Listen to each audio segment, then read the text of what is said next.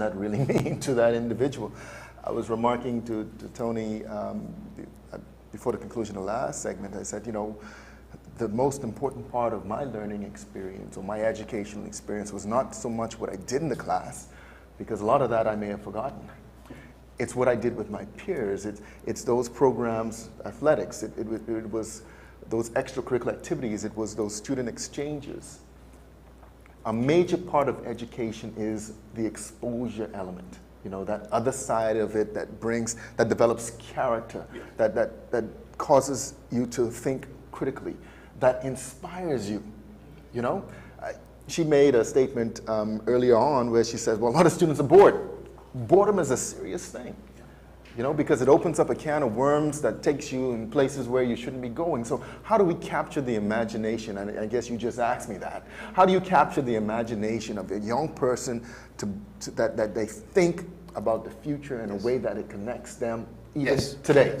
And the language has to be such that it encourages them and it excites them about living and learning.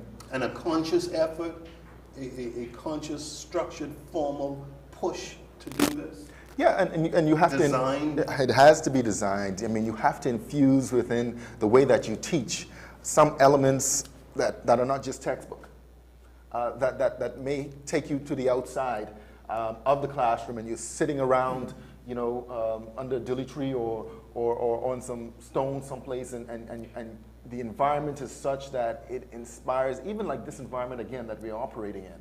You know, I believe this show or this discussion or this dialogue would have been different if we weren't surrounded by the tremendous inspiration from the mind of Antonius Rhodes. Yes. If you understand what I'm trying to say. Yes, yes. Tony, you... Well, Dr. Rollins spoke about, you know, going into the classroom. What we did about 3 years ago, right? Mm-hmm. We developed what we call a junior investor education. Because Simon, I think, indicated earlier, we say financial services is one pillar of our economy. It contributes 20% plus of our GDP.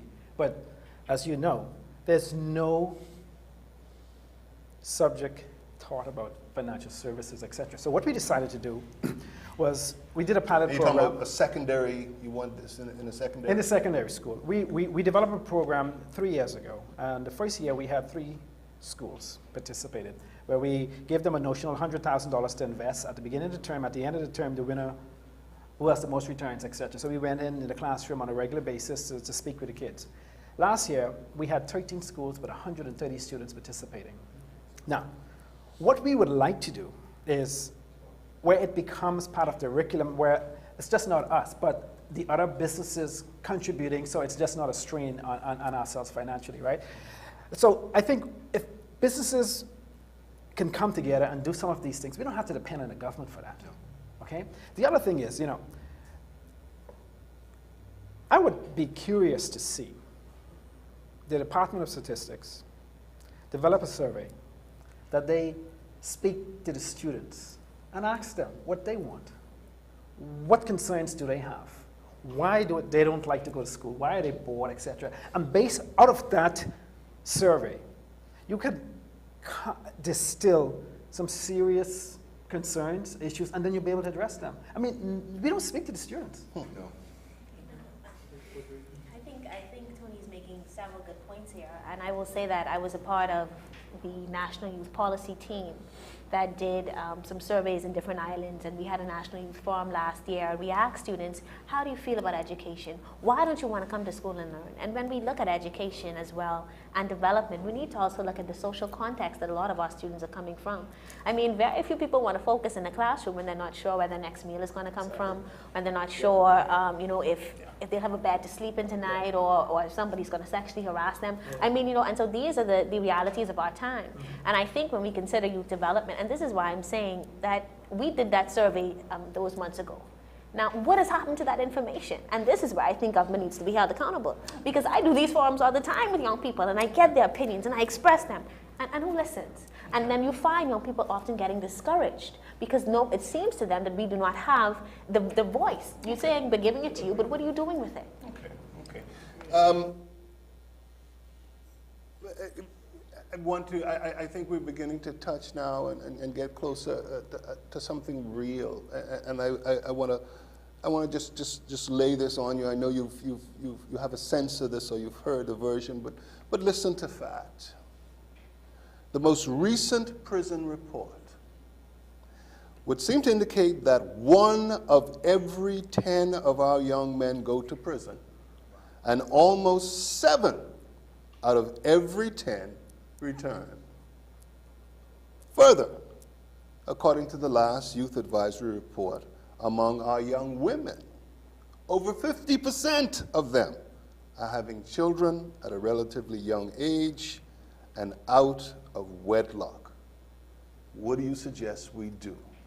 If we could start with you, Phil. Oh man, that's a breakdown in the in the family structure. I mean, you know, I had mentioned earlier this concept of needful things, where the perception is that you need to have the bling, you need to have the cell phone, you need to have the toys, and what happens is that you know, the system just continuously fails us. You know that particular statistic related to the young men in particular that go to prison. You know, that policy, or that, I don't even know what to call it, that says, you know, 7 years it takes to purge your criminal record of a small crime, petty crime. That is destroying young men and women. You know, because once they have that on their record, businesses, my colleagues, are very reluctant to take them. In most instances, they don't. So what do? What do they turn to? Yeah. You know, when they feel as though they have been just neglected by the community and society. So they go out there. Put out, as it were. Put out. Yeah. And they go there and they find something to do that's usually not legal. There's a saying that was a lot more common. I don't know how often people hear it today, but it says, what's needful is lawful. And that's the mentality that a lot of people have. If I need it, I got to do whatever it takes to get it, without care for whether it harms someone else in the process or takes something away from them that they need. And I think we have to have a return as Bahamians to strong moral principles, strong ethical principles. It has to start from the top, regardless of. How, Dr. Rutherford? You know, I could get in a lot of trouble for calling out names, and I won't. But at the end of the day, you had me excited for a second there. you know, if as an individual you are